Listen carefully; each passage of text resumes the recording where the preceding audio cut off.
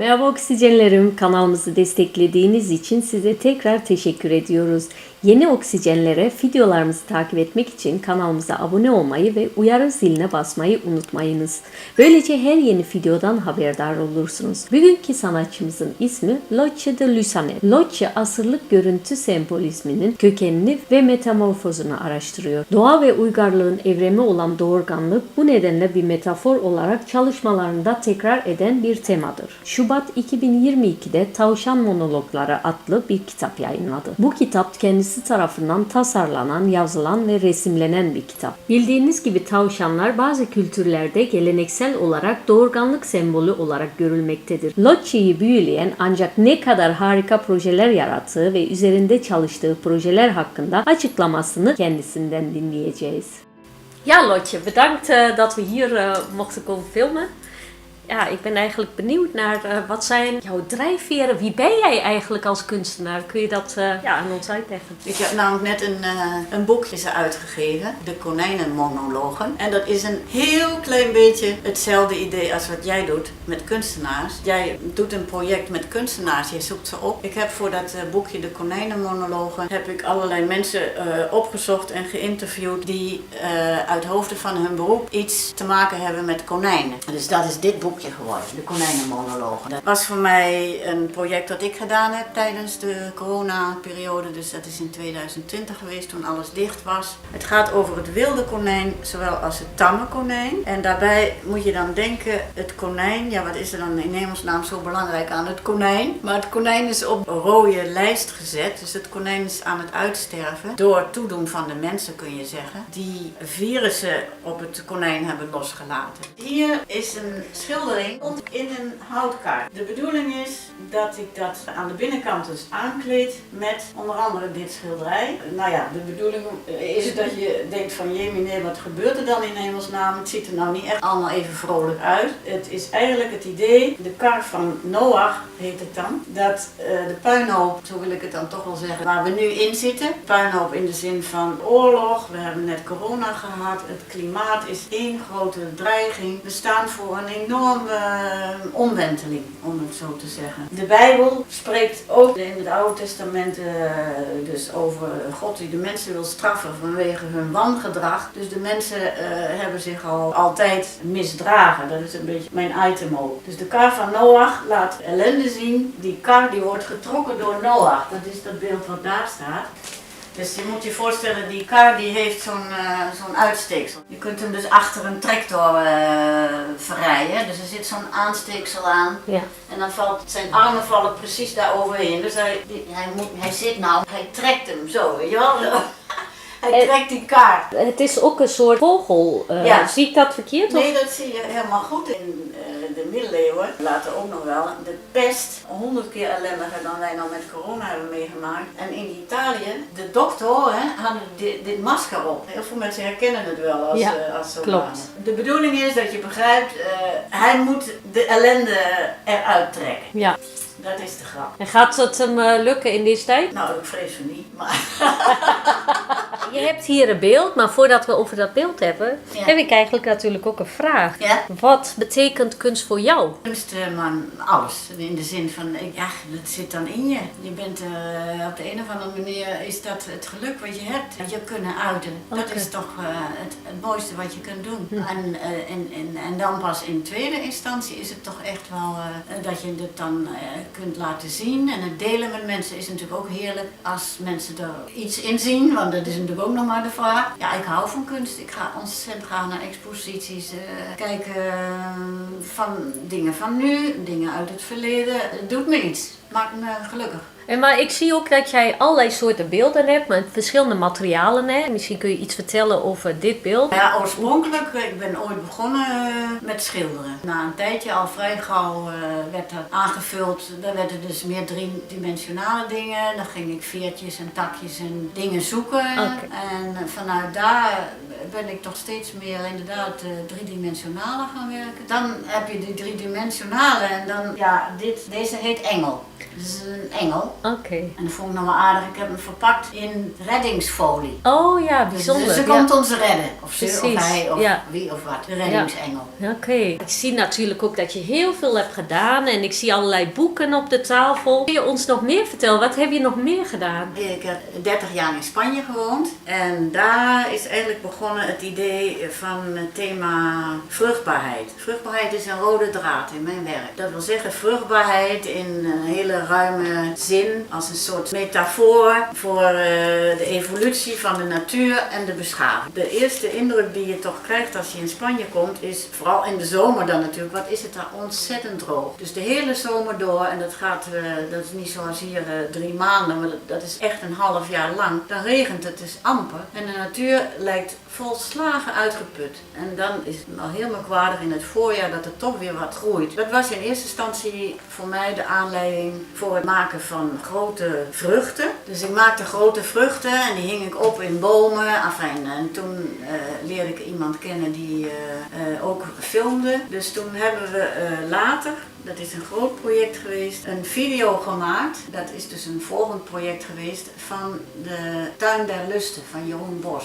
En Jeroen Bos, de Tuin der Lusten, dat is een heel belangrijk werk in het Prado Museum. Enfin, ik kreeg een opdracht, dat was heel bijzonder wel, van het Jeronimus Bos Art Center in Den Bosch. Om dus een video te maken van de Tuin der Lusten. En dat is echt een heel leuk project geweest. En daar zijn die vruchten van mij, die hebben daar gediend als soort van achtergrond. Wederom, dus eigenlijk een beetje wat ik daar met die kar van Noach doe, de puinhoop die de mensen ervan maken. Oké. Nou ja, dat was wel een bijzonder project wat ik toen gedaan heb met Spaans 10. Ik zie ook een Turks boekje daar, Kadınlar. Ja. Kun je iets ons vertellen over Ja, Kadınlar? dat is een heel bijzonder project geweest voor mij. Wij gingen naar Turkije, waren daar alle twee nog nooit geweest. Mooi. Maar in ieder geval, wij waren op reis door Turkije en we hadden een reisgidsje, dus ik had een reisgidsje op schoot en op een gegeven moment zie ik zeg het op zijn Nederlands, Sibylle. Oké. Sibylle was een godin, een Frigische godin van de Frigiërs. Oké. De Frigiërs die woonden in Turkije, wat nu Turkije is, een beetje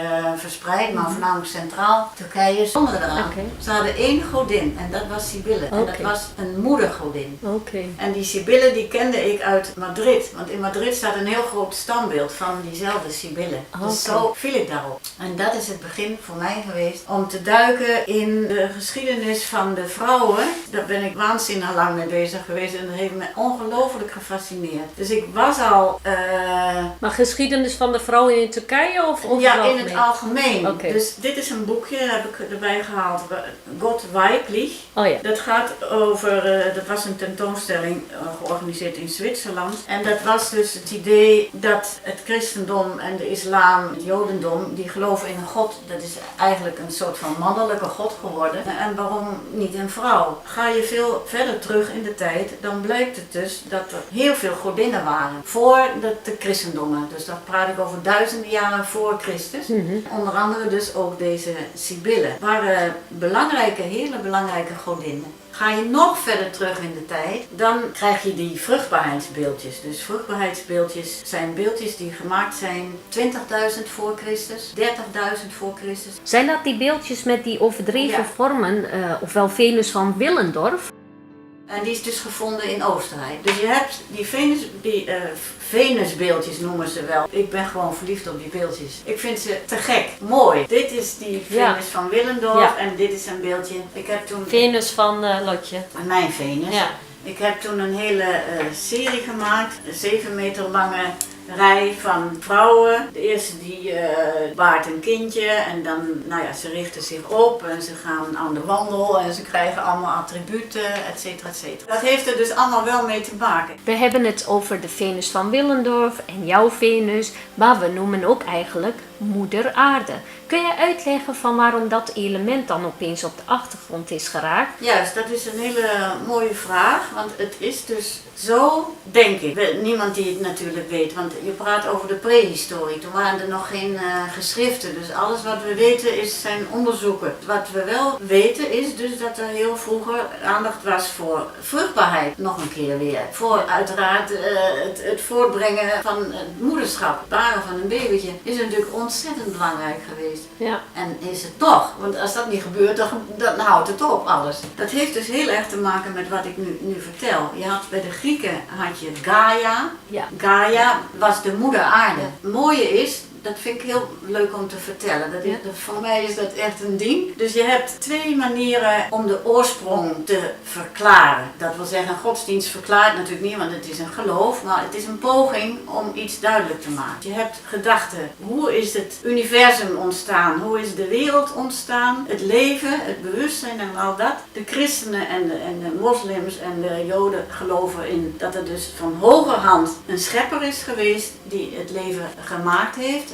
Aarde gemaakt heeft en het universum heeft gemaakt. Maar de andere theorie is, en dat heeft te maken met die moeder aarde, is de gedachte dat het leven komt uit de materie. Want niets komt uit niets. Dus materie, dat is ook mooi, materialisme, wat we nu zien als iets van heel veel waarde hecht aan de materie, aan de dingen. Eigenlijk is materialisme een onbewuste cultus van moeder aarde. Mater zit er namelijk in, moeder. En moeder, nou ja, dan kom je bij die moeder en dan kom je bij die Sibylle, bij die moedergodin. Dus heel vroeger, hoe dat dan precies gezien moet worden, dat kan ik natuurlijk ook niet verklaren. Maar in ieder geval was er ontzettend veel aandacht voor die vruchtbaarheid, voor die moeder. Mogelijkerwijs dat moeder aarde, dat werd geassocieerd aan die vruchtbaarheid. Dus Gaia, moeder aarde, vruchtbaarheid, zoiets moet het geweest zijn. Dus het is materialistisch, mater zit erin. Dat vind ik zelf zo ontzettend mooi. Dan ben ik eigenlijk benieuwd naar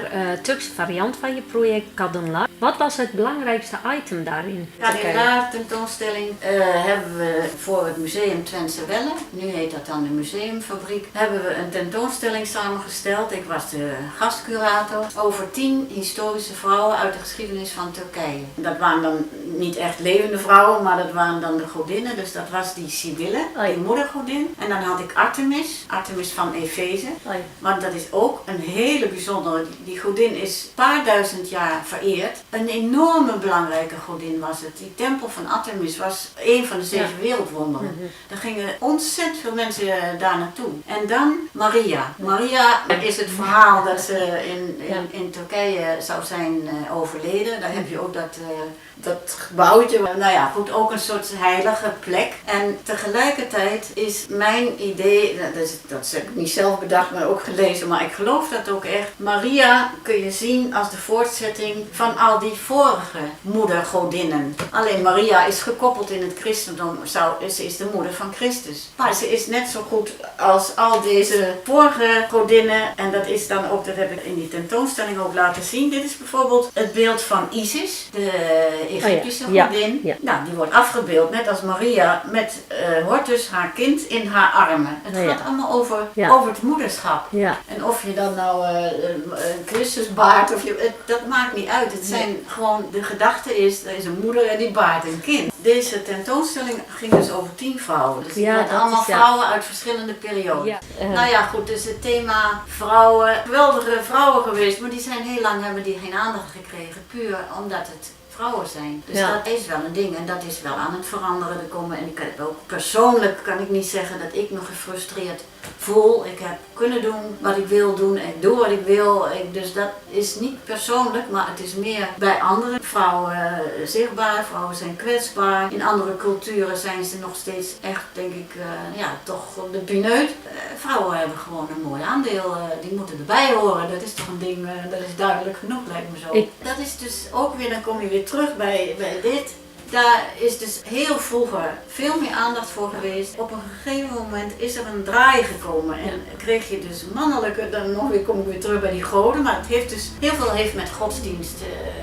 Mijn fascinatie, de vragen over hoe het universum is ontstaan, daar zullen de mensen nooit een antwoord op vinden. Dus de meest bijzondere is dit beeldje.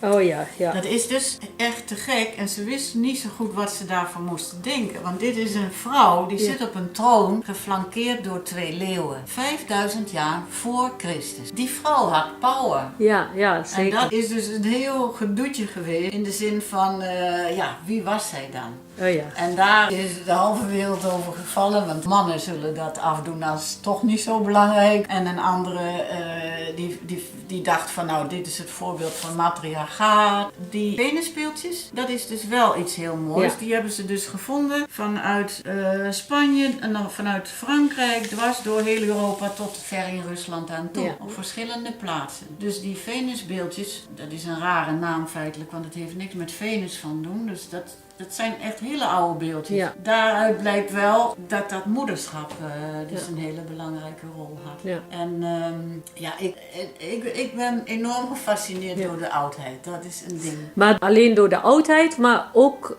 ik denk heel veel ook door de kracht van de vrouw. Waarom Ja. trekt de kracht van de vrouw jou zo erg, ben ik benieuwd naar. Er is natuurlijk heel lang aandacht gevraagd voor de positie van de vrouw. En nu is dat zijn allemaal van die golfbewegingen. We zijn voortdurend bezig om allerlei dingen die fout zijn gegaan, om die proberen recht te zetten. Maar als ik dan kijk naar jouw werk, bijvoorbeeld die kar van Noah. We leven nu in de 21ste eeuw. Ja. Maar eigenlijk voorafgaande eeuwen hebben ons helemaal niks geleerd dus. Nee, we leren niet veel van de Hoe geschiedenis. komt dat? Ja, dat is ontzettend tragisch.